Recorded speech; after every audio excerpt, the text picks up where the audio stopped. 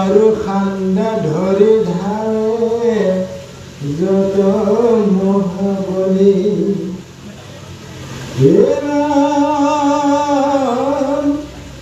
সীমা সংখ্যা নাই লগে লৰে যত ঘূৰা প্ৰমত হস্তিৰ কোনে কহিবে গৌৰা করনে তল মারে ফোনে খন্তারাস পূজার ভিতর দেন যায় ভূমিশাল অন্তে পুরত যত নারী গণ মানে রজার লগত যায় বহুবিধ মানে এরা দিব্য বস্ত্র ভূষণে ভূষিত করিতন বেরি বীরগণ যায় করে ধরিজন বাজে বাইন্দ বিভিন্ন প্রবল তমকিল যতে কবিতিয়া মানে লগতে রইল এরে মালি শিলাগতি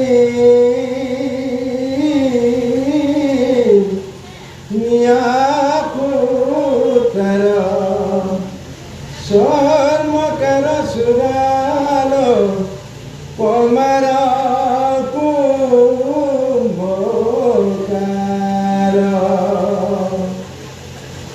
এরা চিত্রকার কংখার কুন্দার বৈদ্যগত অনেক কায়স্ক যায় রাজার লগত নত বাট নর্তকী গায়ন পর্যন্ত বিপ্রগণ নিপটির লগত সলান্ত পৃথিবীত যতে বৃতিয়া গণ আছে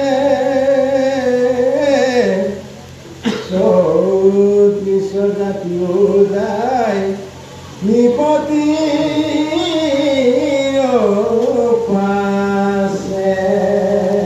ইন্দ্ৰধুমৰ লগাই ইহৰ পৰা ওলাই যোৱাৰ সময়ত তেওঁৰ মনত এটা বাসনা লাগিছিল যে এই জগতৰ সমস্ত জীৱ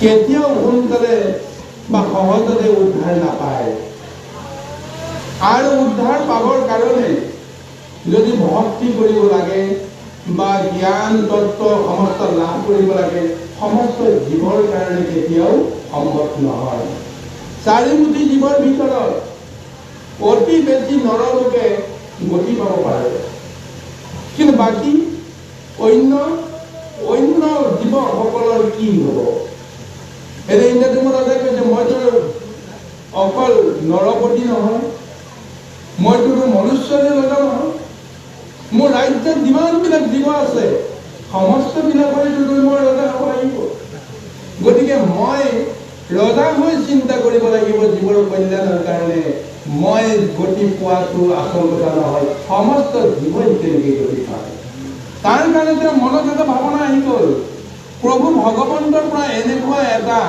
কিবা পাম নেকি এনেকুৱা এখন পুণ্যভূমি তেওঁ এই জগততে তৈয়াৰ কৰি দিয়ক বা ক'ত আছে তেওঁ সন্ধান দিয়ক য'ত গ'লে পাপী তাপী সমস্ত জীৱই উদ্ধাৰ পায় জীৱনৰ কোনো কৰ্মই কৰিব লগা যেন তেওঁ কৰিলে নহয় সৌভাগ্যবশতঃ তাত গৈ উপস্থিত হোৱাৰ লগে লগে সেই পুণ্য ভূমিত যিটো পুণ্য যিটো আচৰণ সেইখিনি তেওঁলোকৰ আপনা আপুনি লাভ হ'ব তাৰ ফলত তেওঁলোকে মহামুক্তি পাই যাব এনেকুৱা সহজলভ্য কিবা এটা কৰ্ম জগতৰ কাৰণে কৰি যাব পৰা যায় নেকি?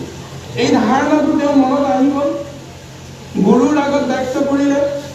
গুৰুৱেতো বুজি পাই গ'ল যে ইন্দ্ৰদ্যুম্ন ৰজাই যে গুচি গৈছে, ঘৰৰ পৰা ওলাই গ'লে গৈছে, যে তেনেকুৱা এখন পুণ্য ভূমি ক'ৰবাত পোৱা যায় নেকি তাকেই বিচাৰি গৈছে। আৰু সেইখন ভূমিৰ সন্ধান গুৰুৱে দিব পৰা নাই, ব্ৰাহ্মণো দিব পৰা নাই, গুৰুও দিব পৰা নাই। কিন্তু এজন মনুষ্য ৰজা ইন্দ্ৰদ্যুম্ন ৰজাই সেইখন ঠাইকে হয়তো বিচাৰি গৈছে। এই বুলি ধাৰণা কৰাৰ লগে লগে প্ৰথমতেই ৰজাৰ সহচৰী হিচাপে ৰক্ষী হিচাপে যিসকল সেনা আছিল, সেনাসকল আগুৱাই গ'ল। সেনাসকলে নিজৰ নিজৰ যিবিলাক অস্ত্ৰ শস্ত্ৰ সত্ৰীয় যিবিলাক সামগ্ৰী গোটেইখিনি তেওঁলোকৰ লগতে থাকে। গতিকে সেইসকলকে সমস্তবিলাক লৈ আহিছে আনন্দ মনেৰে। লগে লগে ব্ৰাহ্মণসকল আহিছে, ঋষিসকল আহিছে, নগৰৰ নৰ নাৰীসকল আহিছে। আৰু কিমান দূৰ কলৈ যাম, কেতিয়া আকৌ নগৰলৈ ঘূৰি আহিম, এইবিলাক চিন্তা নাই। কেৱল এটাই চিন্তা, আমি যিহেতু নগৰৰ পৰা ওলালো, গতিকে আমাক অন্ন লাগিব, বস্ত্ৰ লাগিব, ইত্যাদি ইত্যাদি ভাৱনা প্ৰত্যেকৰ মনতো আছে।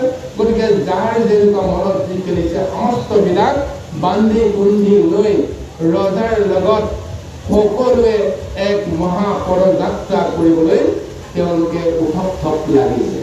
আৰু এনেদৰে আহি আহি তেওঁলোকে ক'ত পাব, কি কৰিব, কাৰো কেতিয়াও ভাবিব লগা নাই। মনত এটাই ধাৰণা, সন্মুখত ৰজা আছে, ৰজাই যলৈকে আমাক লৈ যায় আমি তলৈকে যাম, ৰজাই যলৈকে যাব আমি তলৈকে যাম, ৰজাই যি কৰিবলৈ ক'ব আমি তাকে কৰিম। এতিয়া তেওঁলোকৰ মনত আনন্দ উল্লাস আছে যদিও মনৰ ভিতৰতো এটা পণ আছে যে ৰজাৰ আজ্ঞা অনুসৰি আমি সমস্ত কৰ্ম কৰিম। এনেকুৱা এটা ভাৱনা লৈ আজি এক মহাযাত্ৰা আৰম্ভ কৰিছে। এই মহাযাত্ৰাত দেখুওৱা গৈছে যে সমস্ত অৱন্তিপুৰৰ লোক সমুদ্ৰৰ যি হিন্দুৰ অৱস্থা, পদব্ৰজত যে এক ভূমিকম্পৰ সৃষ্টি হৈছে, হুলস্থুল কৰি গৈছে, আনন্দৰ কিৰিলি পাই উঠি গৈছে, ভগৱন্তৰ জয়গান গাইছে, ইন্দ্ৰদ্যুম্নৰ জয়গান গাইছে। আৰু এনেদৰে আনন্দ উৎসৱ কৰি এই মহাযাত্ৰা কোনো নিৰ্দিষ্ট নোহোৱা অৱস্থানলৈকে গৈ আছে। আহক ইয়াৰ পৰৱৰ্তী পৰ্যায়ত মহাবৰণাই কি ৰূপ দিয়ে আমি পদৰ মাজত বিচাৰি চাম।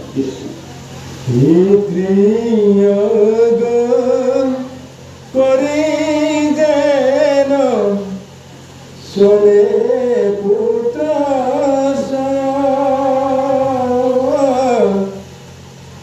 এই মতে গইল ইন্দ্র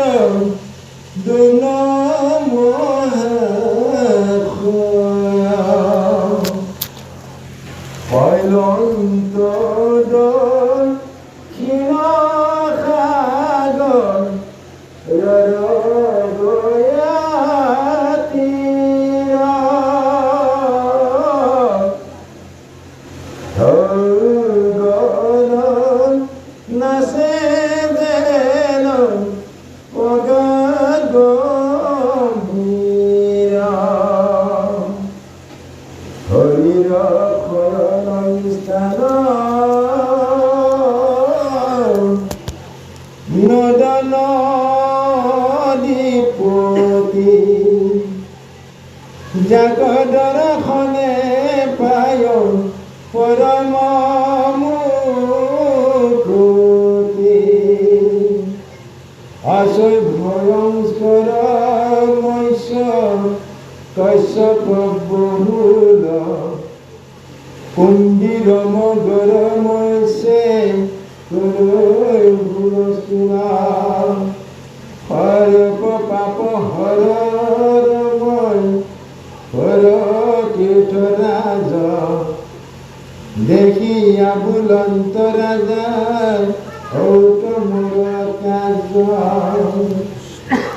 করিলানি বাপ পায়া মনোহর স্থানে দেখিয়াত হিত পৃথিৱীৰ গুণমানে হেৰাম বহুবিধ বৃষ ফলে ফুলে পকুবিত নানাবিধ পক্ষীৰ ৰায় কুললিত বিচিত্ৰ বিবিধ মৃগ গণতলৈ তাতে অনেক দন্তালো আছে নন্দন বনতে চাৰু সৰোবৰক পংকজে আচৰন্দি ৰাম হংস ভঞ্জে তাত মৃণাল ভঞ্জে। এই সমদলটো আগুৱাই গৈ থাকোঁতে যি এটা নান্দনিক ৰূপ প্ৰকাশ পাইছে সেই ৰূপটোক দেখুৱাইছে এনেদৰে যে পিতৃৰ আগত লৈ সন্তানসকল যেনে পিতৃৰ পিছে পিছে যায় তদ্ৰূপ সৰ্ব আগত আছে ইন্দ্ৰজিমৰ ৰজা আৰু তেওঁৰ পিছত যিসকল গৈছে সমস্তবিলাক যেন তেওঁৰ পুত্ৰবত স্বৰূপত সেই সমস্তবিলাক গৈ আছে পিতৃ যিফালে যায় পুত্ৰ সেইফালে যোৱাৰ দৰে এনেদৰে সকলোৱে আনন্দ উৎসৱ কৰি ৰজা ইন্দ্ৰজিমক আগ কৰি লৈ গৈ আছে গৈ গৈ গৈ গৈ এটা সময়ত দক্ষিণ সাগৰ পাই তাৰ পাৰতে ইন্দ্ৰজিমৰ ৰজাই থমকি ৰৈছে থমকি ৰৈ গোটেই ঠাইখন তেওঁ ভালদৰে তেওঁ নিৰীক্ষণ কৰিছে তেওঁ দেখিছে যে হৰিৰ শৰণ স্নান নদ নদী পতি যাক দৰ্শনে পায় পৰম মুকুতি যি ঠাইত উপস্থিত হ'ল সেই ঠাইখনত সাগৰৰ পানী ধোৱাই সকলোখনতে যে পৰিষ্কাৰ কৰাই আছে আৰু সেই সাগৰৰ ঢৌ সত্ৰখনতেই যিহেতু বিৰাজিত হৈ আছে সত্ৰখনতেই সেই ঠাইখনত পথাৰি আছে ধুই আছে আৰু সেই স্থানতে যে হৰিয়ে ইয়াতে বোলে শয়ন কৰে এনেকুৱা এটা ভাৱনা তেওঁৰ মনত আহিছে ইমান শান্তিপূৰ্ণ এক মধুৰ এক ৰোমাঞ্চ অনুভৱ কৰিব পৰা এখন ঠাই সেইখন ঠাইতে হয়তো প্ৰভু ভগৱন্তে শয়ন কৰে এনেকুৱা এক ঠাই তেওঁক আজি যেন দৰ্শন পাইছে আৰু এইখন ঠাইতে নিশ্চয় প্ৰভু ভগৱন্তে যেতিয়া শয়ন কৰে ইয়াত যিসকল জীৱ আহিব সেইসকল জীৱ নিশ্চয় মুকুতি প্ৰাপ্ত হ'ব এনেকুৱা এটা মহৰ ধাৰণাও আহিছে আৰু তাতে দেখিছে তাত যিমানবিলাক জীৱকুল আছে জীৱকুলৰ যিমানখিনি আচৰণ সেই আচৰণ দেখিছে আছে ভয়ংকৰ মৎস্য কশ্যপ বকুল কুম্ভৰ মগৰ মৎস্য কৰে স্থূল সৰ্ব পাপ হৰে ৰম্য কৰ তীৰ্থ ৰাজ দেখিয়া বুলন্ত ৰজা কৈতো মূৰতা যি ঠাইত ভয়ংকৰ মৎস্যবিলাক আছে কশ্যপবিলাক আছে কুম্ভীৰ আছে মগৰ আছে দেখিলেই ভয় লগা দেখিয়েই হুলস্থুলবিলাক দেখিয়েই বুকু কঁপি যায় কিন্তু আটাইতকৈ ডাঙৰ ৰহস্য হৈছে কি যিমানেই সেই কুম্ভীৰ মগৰবিলাকৰ ভয়াৱহ ৰূপ আমি নেদেখোঁ কিয় তেওঁলোকৰ মাজত অকণমানো হিংসা নাই দেশ নাই কোনেও কাকো কেতিয়াও কোনো অনিষ্ট সাধন কৰা নাই কোনেও কাকো যেন ভয় কৰিব লগা একো নাই গতিকে সেইকাৰণে তেওঁ মনলৈ এটা ধাৰণা আহিছে সমস্ত তীৰ্থৰ ৰাজ হৈছে সমুদ্ৰ সেই সমুদ্ৰই বাৰে বাৰে ঢৌ খেলি খেলি কিয় উঠি আহিবলৈ যত্ন কৰে ইমান এক মহাপুণ্যৱন্ত ঠাই গতিকে তেওঁ চিন্তা কৰিছে যে এইখন ঠাই মোৰ কাৰণে উপযুক্ত হ'ব সমস্ত তেওঁ প্ৰজাজনক সমদলক উদ্দেশ্য কৰি ক'লে হ'ব ইয়াতেই মোৰ কাম হ'ব মোৰ অন্তৰাত্মাই কৈছে ইয়াৰ পৰা আৰু বেলেগলৈ যাব নালাগে গতিকে তেওঁ অৰ্ডাৰ দিলে যে আমি কি কৰিম বেলেগ কথা এই পুণ্যভূমিতে আমি সকলোৱে থাকিব লাগিব যাৰ কাৰণে সকলোৱে জিৰণি ল'বৰ কাৰণে নিজৰ নিজৰ একোটা সৰু সুৰা গৃহ নিৰ্মাণ কৰিবৰ কাৰণে তেওঁ আদেশ দিছে। কাৰণ কিমান দিনলৈ থাকিব লাগিব তাৰোতো নিশ্চয়তা নাই। কি কৰিম সেইটো পিছৰ কথা। থাকিব লাগিব, খাব লাগিব, শুব লাগিব, দৈনন্দিন কৰ্মখিনিটো কৰিব লাগিব। তাৰ কাৰণে তেওঁ আদেশ দিলে, কৰিল নিবাস পায় মনোহৰ স্থানে, দেখিতে তহিতে পৃথিৱীৰ গুণমানে, বহুবিধ বৃক্ষ ফুলে ফলে সুশোভিত, নানাবিধ পক্ষীৰাও তেজে ফুলৰিত। যেতিয়া সেই স্থানত সুন্দৰ আৱাস গৃহ তৈয়াৰ কৰি যেতিয়া তাত থাকিবলৈ ল'লে, তাৰ যিমানবিলাক বৃক্ষ আছে, গছ আছে, গছনি আছে, পশু আছে, পক্ষী আছে, সমস্তবিলাকৰ এক মহা সংগম ঘটিছে, সুৰ সমলয় ঘটিছে আৰু আনন্দ মনেৰে সমস্ত জীৱই প্ৰত্যেকে প্ৰত্যেকক সংগী কৰি যেন সুখী হৈছে। এনেকুৱা এক বিচিত্ৰ এটা ৰূপ সেই মহাপুণ্যভূমিত বিৰাজিত হৈ আছে।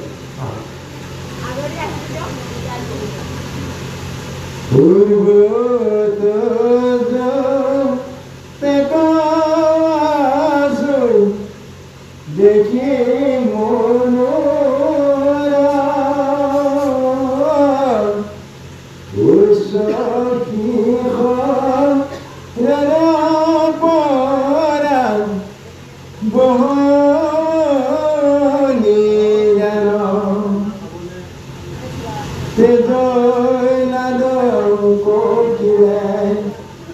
বায়ুরে কাপড়ায় দেখে পঠুক বদন দেহাত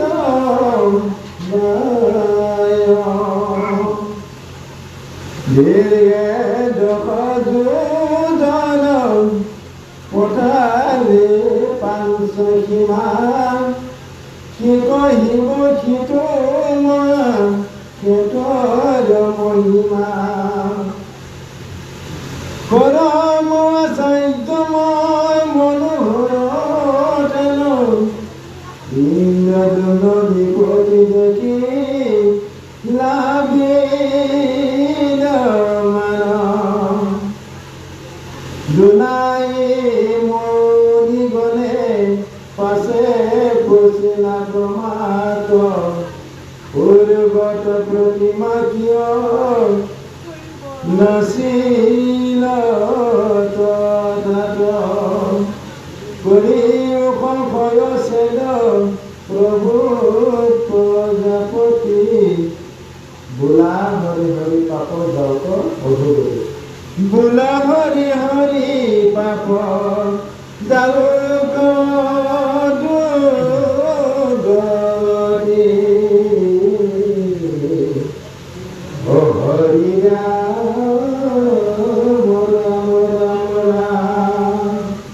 যি ঠাইত ইন্দ্ৰদ্যুম্ন ৰজা তথা অৱন্তিপুৰৰ সমস্ত প্ৰজা য'ত বসবাস কৰিবলৈ লৈছে তাৰ সুন্দৰ বিৱৰণ চলি আছে। আৰু সেই বিৱৰণ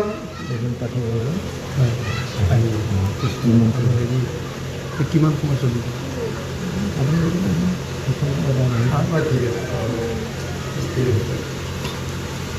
এতিয়া সেই অৱস্থানৰ এই বৰ্ণনাটো এনেদৰে কৈছে যে তাততো অন্যান্য গছ বৃক্ষৰ বৰ্ণনাটো দিছেই, জীৱ জন্তুবিলাকৰ কথা উল্লেখ কৰিছে।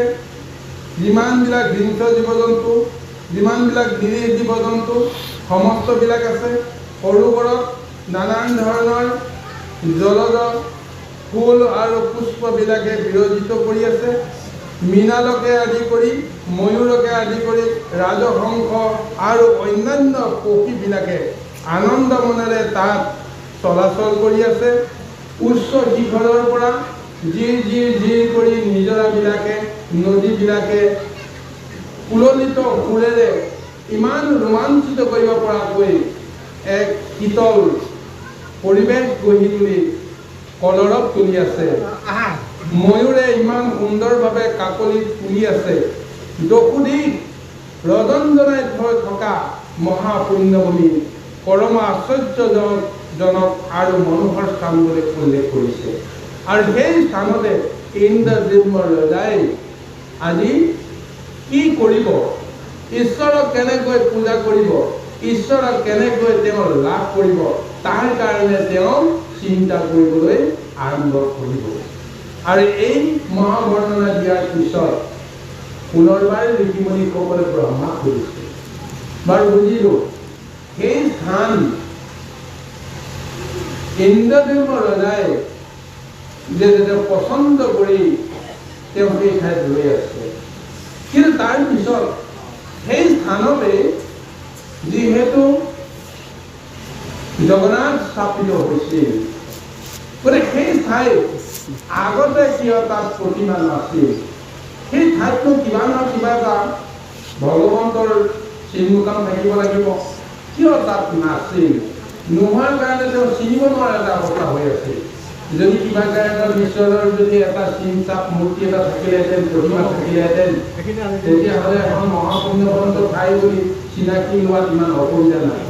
যাৰ কাৰণে যদি ইন্দ্ৰদেৱ ৰজাই কিয় বিচাৰি বিচাৰি আহি সেই ঠাইত তেওঁ অৱস্থান কৰিব লগা অৱস্থা হৈছিল, যে পূৰ্বতে তাত কিয় ঈশ্বৰ আছে বুলি ঈশ্বৰৰ প্ৰতীক চিহ্ন হিচাপে তাত কিয় মঠ নাই, মন্দিৰ নাই, প্ৰতিমা নাই, তাৰ কিবা ৰহস্য আছে নেকি, এই কথাখিনি মুনি সমস্তে জানিব বিচাৰিছে।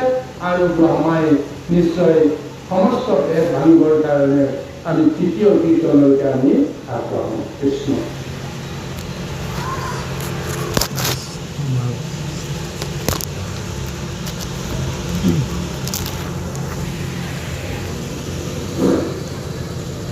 কৃষ্ণ তৃতীয় পুৰাণ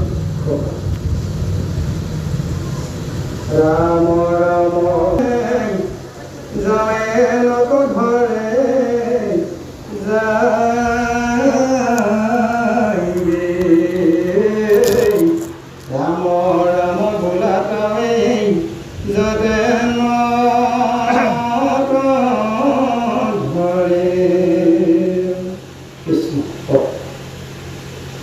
অৰম ব্ৰহ্মায় বলন্ত কণীও কথা জিকাৰ্য প্ৰতিমা নাছিল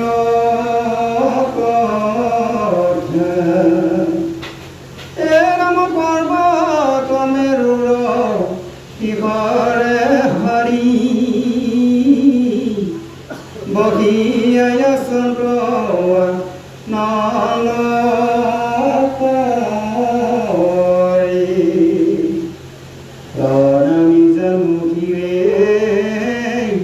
লক্ষ্মী মাই হৰে লন্ত প্ৰশ্ন স্বামীৰ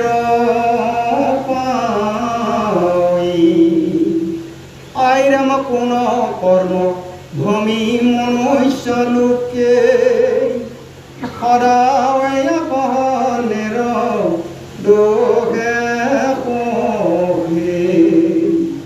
কোন কৰ্মে পাৱে সংসাৰ পাৰ কহে মুত কিবা ধৰ্ম সাৰ এৰম কৰোণাই আছে ডাকি বুলি যদি গোসাঁই আমাৰ সংশয় আছে দি।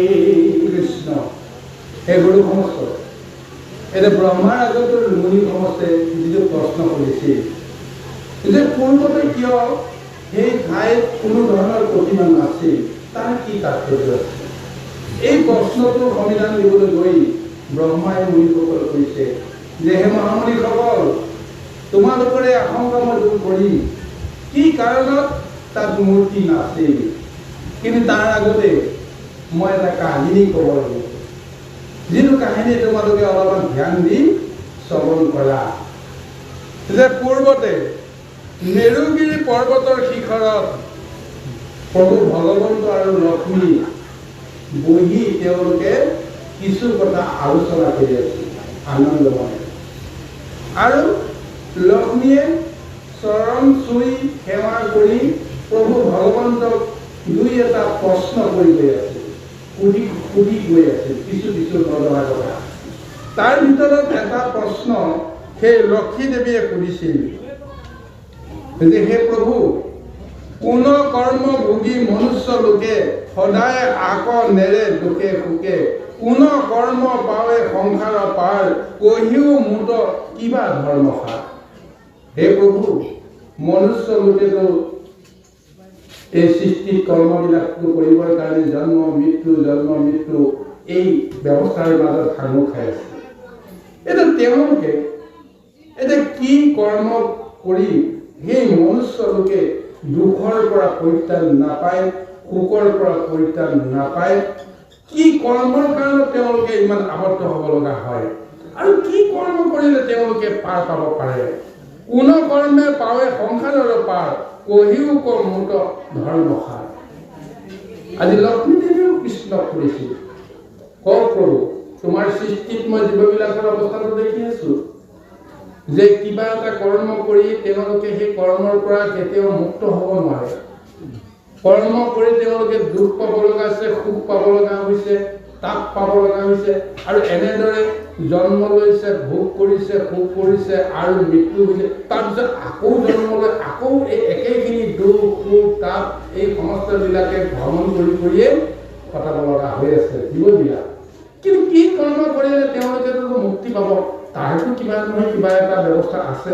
আপুনি মোক সেই সমস্ত তত্ত্ব ক'ব লাগে। কহিও মুত কিবা ধৰ্মসাৰ। আজি প্ৰশ্ন কৰিছে, কি ধৰ্মসাৰ আছে? কি কৰ্ম কৰিলে এই নৰসকলে মুক্তি পাব? কৈছে যে কৰোণা আছে দাসী বুলি যদি গোচাইও আমাৰ সংশয় আছিল। যদি তোমাৰ মোৰ প্ৰতি কিবা কৰোণা আছে, দাসী বুলি মোৰ মনৰ সমস্ত শংকা তুমি দূৰ কৰাবা। এই বুলি আজি লক্ষ্মীয়ে স্বয়ং প্ৰভু ভগৱতৰ নাৰায়ণৰ ওচৰত এনেদৰে তুতি কৰিছে।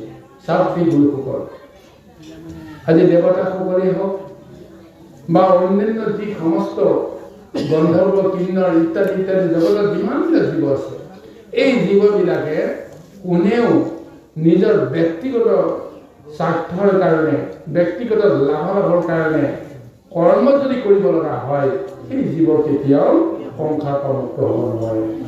যদি মুক্ত হ'ব লাগে তেতিয়াহ'লে নিজৰ কথা পাহৰি অন্যান্য সকলৰ কথা তুমি জীৱৰ কথা ভাবিব পাৰিব জানিব। তেতিয়াহে তেওঁ কিবা নহয় কিবা প্ৰকাৰে সংসাৰৰ পৰা মুক্ত হোৱাৰ এটা ব্যৱস্থা থাকিব। গতিকে স্বয়ং আজি লক্ষ্মী দেৱী নিজৰ কথা ভবা নাই, ভাবিছে পতিত হৈ থকা জীৱবিলাকৰ অৱস্থা কি হ'ব। যিসকল ভকত হৈছে, যিসকলে মহাভক্তি কৰি প্ৰভু ভগৱন্তৰ কৃপা পাইছে, সেইসকলে পৰিত্ৰাণ পালে, সেইসকলৰ কথা চিন্তা কৰিব লগা নাই। কিন্তু একেবাৰে যিসকলৰ অৱস্থা নাই, মায়াত মোহত অন্ধ হৈ আছে, তেওঁলোকৰ অৱস্থা কি হ'ব? পিতৃ মাতৃৰ ক্ষেত্ৰত চাবলৈ গুৰুসকল, যদি নিজৰ সন্তানত 4জনৰ ভিতৰত এজনক যদি সৎ দেখিছে, সাধু দেখিছে, সন্ত দেখিছে, তাৰ যিটো ৰূপ গুণ দেখি বুজি তাৰ ওপৰত এটা বিশ্বাস আহি গৈছে যে ই কিবা প্ৰকাৰে চলিব পাৰিব, তেওঁৰ প্ৰতি আৰু চিন্তা কৰিব লগা দিশ নাইকিয়া হৈ গ'ল। তেতিয়া চিন্তাটো ক'লৈ আহিব? যিজন একেবাৰে দুষ্ট, দুৰাচাৰ, সাংঘাতিক, কাৰো কথা নুশুনে, কাৰো কথা নুবুজে, নিজৰ মতে কৰে, য'তে ত'তে তেওঁলোকে অশান্তি কৰি থাকিব, য'তে ত'তে গণ্ডগোল লগাই থাকিব, এইজনৰ অৱস্থা কি হ'ব? পিতৃ মাতৃ যেনেকৈ নাভাবে জানো? ইজনৰ কথা ভাবিবলৈ বাদ দিয়ে। তোমাৰ কিমান দুখ আছে, কিমান সুখ আছে, কি আছে, তুমি নিজকে চম্ভালিব পাৰা, বিশ্বাস হৈ গ'ল। এতিয়া তোমাক লৈ ভাবি লাভ নাই। একেবাৰে যিজনে দুৰ্গত পৰি আছে, যিজনে একেবাৰে পতিত হৈ আছে, সেইজনৰ কথা চিন্তা কৰিব লাগিব। গতিকে ভক্তসকলে নিজক কেনেকৈ ৰক্ষা কৰিব লাগে বুজি পোৱা হৈ গ'ল। গতিকে পাৰ্বতীয়ে তেওঁলোকৰ কথা বা লক্ষ্মীয়ে তেওঁলোকৰ কথা ভাবিব লগা নাই। এতিয়া মাতৃস্বৰূপে এতিয়া লক্ষ্মী দেৱে ভাবিছে এই দুৰ্গত মনুষ্যসকলে কি কৰ্ম কৰিলে উদ্ধাৰ পাব। গতিকে মোক এই সংশয়টো আপুনি দূৰ কৰক। আহক মাধৱ কৃষ্ণ নাৰায়ণে এতিয়া কেনেকৈ সেই লক্ষ্মীৰ মহা যিটো মনৰ আশংকা দূৰ কৰিব, তাৰ ওপৰতে নিৰ্ভৰ কৰিছে সমস্ত জগতৰ মুক্তিৰ ব্যৱস্থা। কৃষ্ণ। ও ৰাম মাধবে বলন্ত শুনিও কপিয়া আমাৰ কথা তো ৰে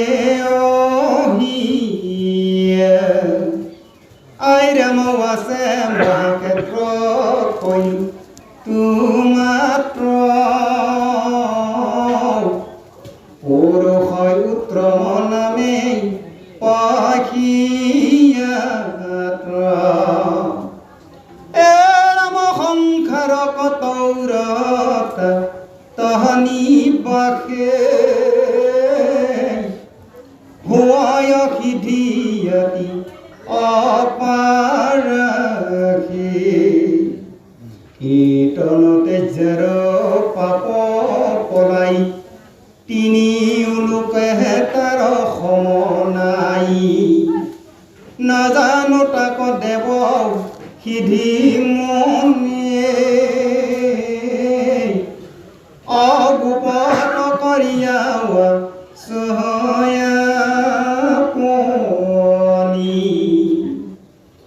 আজি হেতু মাত কৰো বেকত শুনা সাৱধানে তাৰ মহ ব্ৰহ্মাক মহাপলয় অন্তে সৰ্জিলো নাভিক মলৰ হন্তি উপজি মুতেহে পাছে সৃষ্টি কৰে সৃজিল চৰাচৰ নিৰন্তৰে। এতিয়া মাধৱে লক্ষ্মীৰ এই মনৰ শংকা দূৰ কৰিবলৈ কৈছে যে মাধৱে বুলন্ত শুনিও প্ৰিয়া আমাৰ কথাটো কৰি দিয়া। হে প্ৰিয়া মোৰ কথা তুমি অন্তৰৰ সৈতে ইয়াৰে সৈতে শুনিবলৈ যত্ন কৰা যে এক মহাপুণ্য ক্ষেত্ৰ আছে যি ক্ষেত্ৰ পুৰুষোত্তম নামে প্ৰখ্যাত। পুৰুষৰ উত্তম যাক কোৱা যায় পুৰুষোত্তম। সেই পুৰুষোত্তম ক্ষেত্ৰৰ যি ক্ষেত্ৰত যিবিলাক জীৱ বাস কৰে বা যি ক্ষেত্ৰলৈ যিবিলাক জীৱ গুচি যায় সেইবিলাক জীৱই সদায় মহাপুণ্য আপোনা আপুনি অৰ্জন কৰিব। এতিয়াতো প্ৰথমতে কৈছে কি কৰ্ম কৰিলে জীৱবিলাকে মুক্তি পায়। এতিয়া এই কৰ্মৰ কথা বুজাবলৈ যাওঁতে এটা জটিল প্ৰক্ৰিয়া, কিন্তু একো নজনা একো নুবুজা সকলে সমস্তবিলাকতো জটিল প্ৰক্ৰিয়া অতিক্ৰম কৰি যাব নোৱাৰে। গতিকে জীৱবিলাক যদি পূৰ্ব জন্মৰ কৰ্মৰ বাসনা সূত্ৰে যদি এনেকুৱা এখন ঠাই যি ঠাইৰ নাম পুৰুষোত্তম বুলি কৈছে সেই ঠাইত গৈ উপস্থিত হয় তেতিয়াহ'লে সেই ঠাইত উপস্থিত হোৱাৰ লগে লগে কিবা নহয় কিবা প্ৰকাৰে তেওঁ মুক্তি পোৱাৰ ব্যৱস্থা হ'ব। সেই ঠাইটুকুৰা কৈছে পুৰুষোত্তম ঠাই। সংসাৰক তৰে তাতে নিবাসে হুৱায় সিদ্ধি আতি অপয়াসে। যিসকলে তাত বসবাস কৰে অতি সোনকালে সমস্ত তেওঁলোকৰ কৰ্ম বাসনা অপয়াসে বোলে সিদ্ধ হয়। যে কীৰ্তনত যাৰ পাপ পলায় তিনিও লোকে তাৰ সমনাই। সেই ঠাইত যদি কিবা কাৰণত যদি শ্ৰৱণ কৰে কীৰ্তন কৰে, শ্ৰৱণ আৰু কীৰ্তন কৰাৰ লগে লগে অন্তৰত থকা সামান্য পাপবোধবিলাকো আঁতৰি গুচি যাব। অৰ্থাৎ সেই ঠাইলৈ যোৱাৰ লগে লগে গৃহ সংসাৰ মায়া জগতৰ লগত সম্বন্ধচ্ছেদ হৈ যায়। গতিকে নজানে তাক দেৱসিদ্ধ মুনি গুপুত কৰিয়ে আছো আপুনি। আৰু সেই ঠাইখন ক'ত আছে এই কথাটো সিদ্ধ মুনি সকলেও নাজানে। মই ৰাখিহে থৈছোঁ এজেগাত আছে, কিন্তু পৰিচয় কৰাই দিয়া নাই যে অমুকতে আছে। গতিকে সকলোৱেতো সেই ঠাই যাব পৰা শক্তি পাব লাগিব, তেওঁলোকৰ পূৰ্ব জন্মৰ সংস্কাৰ থাকিব লাগিব। গতিকে সেইকাৰণে কৈছে যে ঋষি মুনিসকলেও নাজানে। মই সেই ঠাইটুকুৰা লুকুৱাই থৈছোঁ, গুপ্ত কৰি থৈছোঁ। কিয় গুপ্ত কৰি থৈছোঁ আজি তাৰ কথাটো তেওঁ উল্লেখ কৰিছে যে আজিকে তোমাতো ক'লো বেকত শুনা সাৱধানে তাৰ মহত্ব। কিয় মই গুপুত কৰিলোঁ তাৰ আচল তত্ত্বটো এতিয়া মই তোমাৰ আগতহে ব্যক্ত কৰিলোঁ। গতিকে তেওঁ আৰম্ভ কৰিছে যে মই সৃষ্টিখন কেনেকৈ কৰিছিলোঁ তাৰ পৰা এটা বৰ্ণনা তেওঁ টানি আনিছে। কোনে কোনে তেওঁ কৈ দিয়া নাই যে কিয় মই লুকালোঁ। গতিকে এই তত্ত্বটো ক'বলৈ যাওঁতে তেওঁ এটা আখ্যান আৰম্ভ কৰিছে, যিটো আখ্যান তেওঁ নিজেই গোটেই সৃষ্টিখন কেনেকৈ আৰম্ভ কৰিছিল এই তত্ত্বটো তেওঁ ব্যক্ত কৰিছে। ব্ৰহ্মাক মহাপ্ৰলয়ৰ অন্তে সজিলো নাভি কমলৰ হন্তে উপজি মুতে পাছে সৃষ্টি কৰে সজিলা চৰাচৰ নিৰন্তৰে। হয়, এতিয়া ব্ৰহ্মাক প্ৰভু ভগৱন্তে প্ৰথমতেই নিজৰ নাভি কমলৰ পৰা সৃষ্টি কৰিছে, এইখন কথা তেওঁ উল্লেখ কৰিছে। আৰু সেই ব্ৰহ্মাই প্ৰভু ভগৱন্তৰ ইচ্ছামতে ভগৱন্তৰ আজ্ঞামতে তেওঁৰ জৰিয়তে পুনৰ সৃষ্টিখন আৰম্ভ কৰিছে। ব্ৰহ্মাক সৃষ্টি কৰিলে নাভি কমলৰ প্ৰভু ভগৱন্তে, আৰু ব্ৰহ্মাই গোটেই সৃষ্টিখন ভগৱন্তৰ আজ্ঞামতে সৃষ্টি কৰাইছে। ইমানলৈকে পদত বিশ্লেষণ আহিছে। ইয়াৰ পিছৰ পদলৈকে যোৱাৰ আগতে আমাৰ প্ৰভুজনে কিবা এটা মনত শংকা কৰিছিল। আহক সুন্দৰ সুন্দৰ হৈ আছে, এক মনে সাধুবলৈ শুনি আছে, আমি নকলেও হয়। আমাৰ এটা সংকল্প হ'ল যে লক্ষীয়ে যিকোনো স্থান মুনিও নাজানে, ঋষিও নাজানে, সেই কথাটো ক'ব। সেই স্থানটোনো কেনেকুৱা তাকেহে অকণমান জানিব বিচাৰিছোঁ। এতিয়া ভাগৱতে কোৱা নাই, ক'বলৈ গৈ আছে। ক'ব এতিয়া জানিছোঁ, জানিবলৈ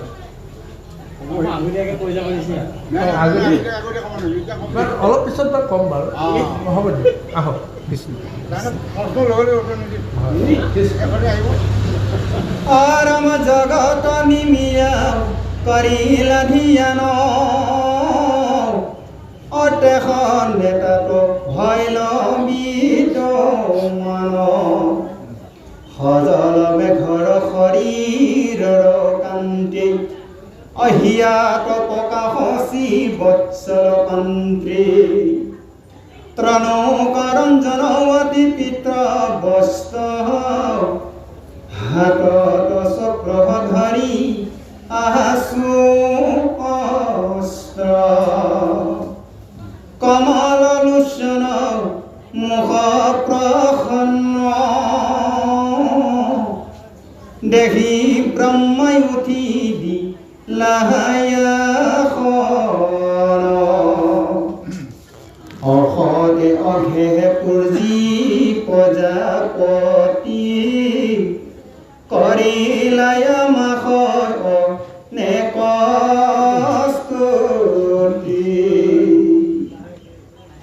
ব্ৰহ্মাক পাছে দিলো সমিধান, কি কাৰ্য আমাক কৰিলা ধ্যান, এৰমহেন গুণী ব্ৰহ্মাই মাতিলা পাছে, কোন মুখ্য সাধুনো কৰ আছে, বিনা যজ্ঞ যোগ্য বত নিয়ম, নকৰি তপতীৰ্থ পৰিশ্ৰম, পাইবেক মহা সিদ্ধি অপাৰাশে, কহি উপয়া মাত গত নিবাসী, কোনোবাই উত্তম ক্ষেত্ৰ তোমাষাৰ, বোলা হৰি হৰি তৰা সংসাৰ, অ বোলা হৰি হৰি তৰা সংসাৰ,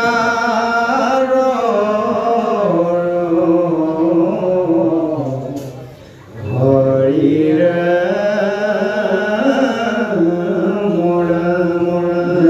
কৃষ্ণ। এতিয়া সুন্দৰভাৱে প্ৰভু ভগৱন্ত নাৰায়ণে লক্ষ্মী আগত কৈছে যে মই যিহেতু ব্ৰহ্মাক জন্ম দিলোঁ মোৰ নাভি কমলৰ পৰা, তাৰপিছত মই আজ্ঞা দিলোঁ তুমি জগতখন সৃষ্টি কৰা, মোৰ আজ্ঞালৈ তেওঁ সৃষ্টি কৰিলে, সৃষ্টি কৰি এতিয়া তেওঁ মোক পুনৰ তেওঁ ধ্যান কৰি ৰৈ আছে। তেওঁ মোক বিচাৰিবৰ কাৰণে, মোক পাবৰ কাৰণে বিচাৰিছে। তেওঁ জগতখনে সৃষ্টি কৰিলে, এতিয়া তেওঁ কি কৰ্ম আছে চাওক। জগত সৃষ্টি কৰা বুলি কওঁতে বিভিন্ন কথা আহে।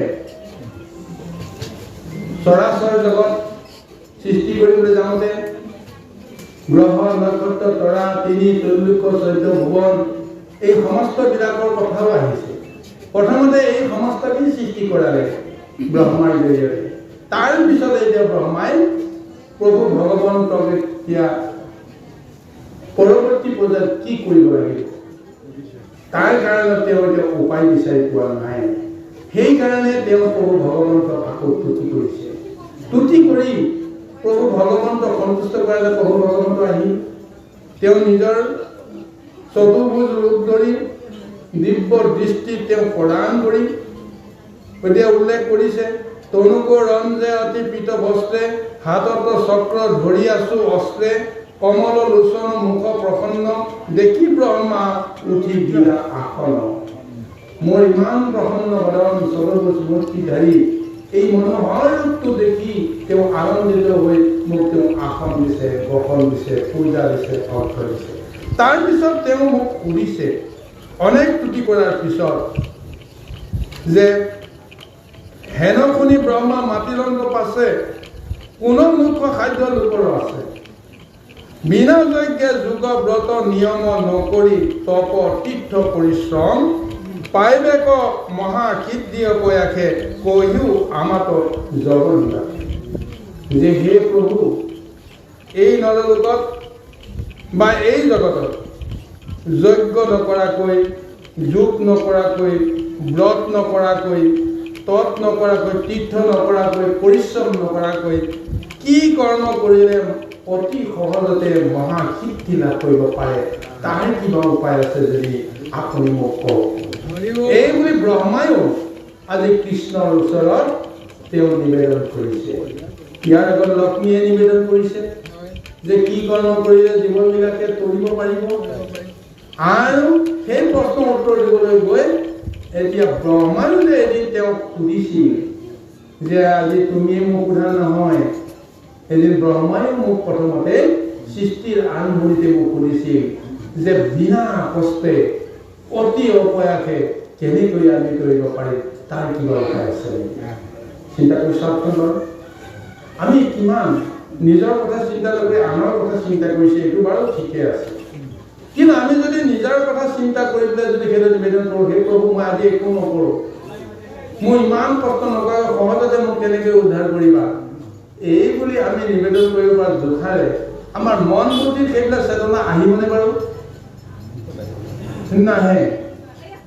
কিন্তু আজি লক্ষ্মীৰ চেতনাত আহিছে, ব্ৰহ্মাৰ চেতনাত আহিছে, কাৰণ তেওঁলোক যে জগত পালক, এই কাৰণে তেওঁলোকৰ মনলৈ আহে। কিন্তু সমস্ত তত্ত্ব দৰ্শন লীলা কোনে কৰাই আছে, কাৰ গুণেৰে গুণান্বিত হৈ আছে, সি নেদেখা জনৰ গুণান্বিত। তেওঁ কি কৰে কি নকৰে কোনেও বুজি নাপায়। অব্যক্ত ঈশ্বৰ বুলি সেইকাৰণে কৈ আছে, অদৃশ্য পৰম ব্ৰহ্ম তেওঁ দেখাও নাপায়, কোনেও কি কৰে কোনেও বুজিও নাপায়।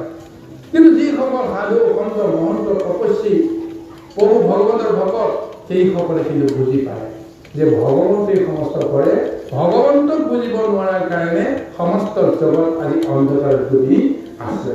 এতিয়া সেই জীৱবিলাক পৰিত্ৰাণ পাবলৈ এতিয়া ব্ৰহ্মাই এতিয়া প্ৰশ্ন কৰিছে যে অপয়াসে কেনেকৈ এই সমস্ত জগত তৰি যাব পাৰে, বিনা তপ, বিনা শ্ৰম, বিনা তীৰ্থ, সহজতে মহাসিদ্ধি কেনেকৈ লাভ কৰিব পাৰে? তুমি যিহেতু জগতৰ প্ৰতি, গতিকে তুমি মোক ক'ব লাগে। আহক পৰৱৰ্তী কীৰ্তনত নিশ্চয় প্ৰভু ভগৱন্তে ব্ৰহ্মাক সমিধান দিব, আৰু তাৰ জৰিয়তে লক্ষ্মীও তাৰ উত্তৰটো পাই যাব। হয়,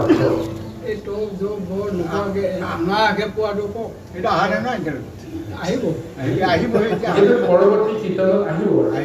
এতিয়া কীৰ্তনটো সমাপ্তই কৰিছে, কিন্তু ইয়াৰ মাজতে আৰু এটা কথা দেই প্ৰভুসকল, আমি বাৰু প্ৰসংগতে এটা কথা কওঁ, চাৰিটা যুগত আমি কোনটো যুগত কেতিয়া আমি প্ৰৱেশ কৰোঁ কোনো নাজানো নহয়। হয়, সত্য ত্ৰেতা দ্বাপৰ কলি ধাৰাবাহিকভাৱে আহি আছে। কৃষ্ণ যিদিনাখনে বৈকুণ্ঠলৈ গুচি গ'ল, সেই মুহূৰ্তৰ পৰা বোলে কলি আৰম্ভ হৈ গ'ল। কিন্তু কথা হ'ল কি, তাৰ পাৰ্থক্যটো যে দিন আৰু ৰাতিৰ পাৰ্থক্য যেনেকৈ আমি ধৰিব নোৱাৰোঁ, দুপৰীয়া আৰু আবেলিৰ মাজত আমি পাৰ্থক্যটো যেনেকৈ ধৰিব নোৱাৰোঁ, কিন্তু দুপৰীয়াও হৈ আছে, আবেলিও হৈ আছে, সন্ধিয়াও হৈ আছে, কিন্তু মূল সন্ধিক্ষণটো আমি কিন্তু ধৰিব নোৱাৰোঁ। তদ্ৰূপ যুগৰ ব্যৱস্থাটো সেইটোৱেই যে কলি যুগ সমাপ্ত হোৱাৰ পিছত কি যুগ আহিব? সত্য যুগ আহিব। গতিকে প্ৰভু ভগৱন্তে যুগ সন্ধিখনত এক মহালীলা কৰি যুগ ধৰ্মবিলাক লোপ কৰি যায় আৰু পৰৱৰ্তী যুগৰ ধৰ্মটো পুনৰ প্ৰৱৰ্তন কৰে। গতিকে দাপৰত জন্মগ্ৰহণ কৰাৰ লগে লগে দাপৰৰ সমস্ত লীলা তেওঁ সমাপ্ত কৰি যুগ সমাপ্ত কৰি নতুনকৈ আকৌ কলি যুগৰ কাৰণে সুযোগ কৰি দিছে। ঠিক তেনেকৈ সত্য এটা দাপৰ কৰি প্ৰত্যেকতে তেনেকুৱা এটা আছে। কিন্তু মহাশাস্ত্ৰই এইটো বিধান দিছে যে কলি যুগত যিহেতু এই জগন্নাথ পুৰী নিৰ্মাণৰ বিষয়টোৱে আহি আছে, নহয় জানো? এতিয়া জগন্নাথ পুৰী নিৰ্মাণ হোৱা নাই বা হ'ব, কিন্তু কলি যুগৰ অন্তত জগন্নাথ কি হ'ব? জগন্নাথ পুৰী প্ৰভু ভগৱন্তে ইয়াত সুন্দৰভাৱে বিভিন্ন সময়ত বিভিন্ন ঠাই উল্লেখ কৰিছে যে এটা সময় আহিব যিটো সময়ৰ যুগৰ অৱসান ঘটিব। সেই অৱসানত জগন্নাথ মন্দিৰো লোপ পাই যাব, নাইকিয়া হৈ যাব। দ্বাৰকা যেনেকৈ নাইকিয়া হৈ গৈছিল, প্ৰভু ভগৱন্ত বৈকুণ্ঠলৈ যোৱাৰ লগে লগে প্ৰভু ভগৱন্তৰ দ্বাৰকাপুৰী ধ্বংস হৈ গ'ল, নষ্ট হৈ গ'ল। তাৰমানে এখেতে হোৱা কথাটো সোধা কথাটো এইটোৱে, একো নকৰাকৈ কেনেকৈ পাব উদ্ধাৰটো, সেইটো এতিয়া আমাৰ মায়াময় সংসাৰৰ মতেহে একো নকৰা কথাটো আহিব, কিন্তু একো নকৰাকৈ কোনেও থাকিব নোৱাৰে।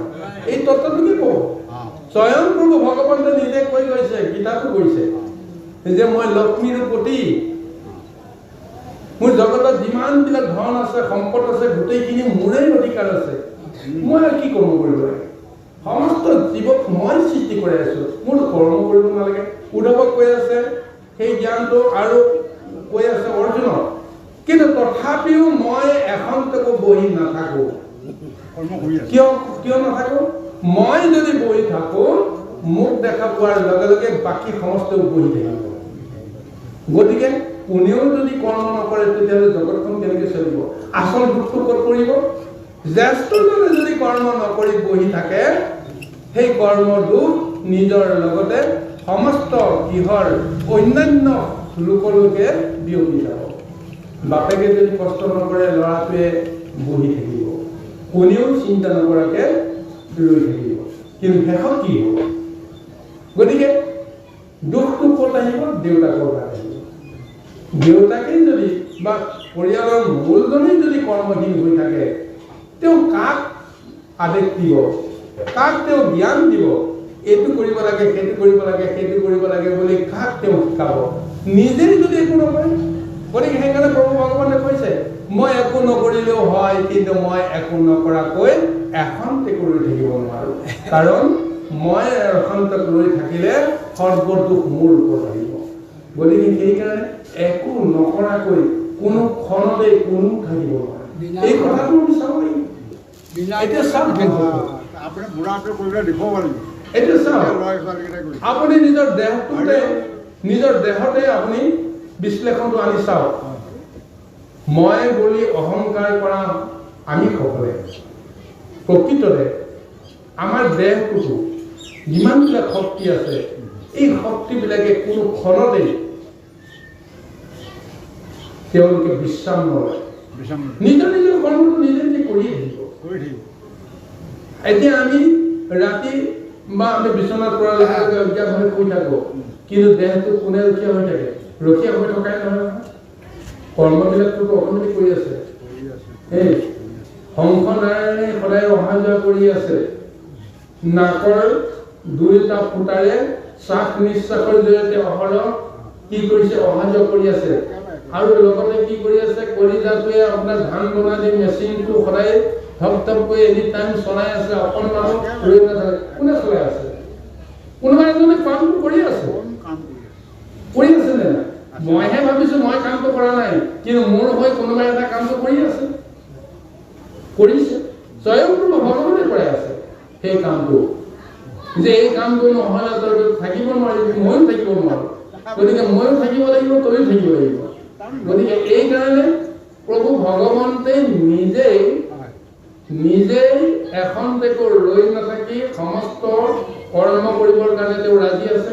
আৰু আমিও জানিতে অজানিতে কোনো এটা ক্ষণ আমি কৰ্মহীনভাৱে আমি ৰৈ নাথাকোঁ। আমি বহি থাকিলে আমাৰ কৰ্ম হৈ থাকে, ইন্দ্ৰিয়ৰ জৰিয়তে কৰ্মটো হৈ থাকে। মোৰ মনটো চিন্তাটো ইন্দ্ৰিয় বৰ্গৰ বাসনাবিলাক ক'ত যায়? চিন্তাটোৱে কাম কৰি আছে। সি কৰ্মটো কৰি আছে। সি কৰ্মটো লাগে সৎ হ'ব পাৰে, কৰ্মটো লাগে অসৎ হ'ব পাৰে, কিন্তু বিনা কৰ্মে কোনো নাথাকে। সি যদি সৎ কৰ্ম হয় সি দেৱতা হ'ব, অসৎ কৰ্ম কৰিলে তেওঁ দৈত্য হ'ব, অসুৰ হ'ব।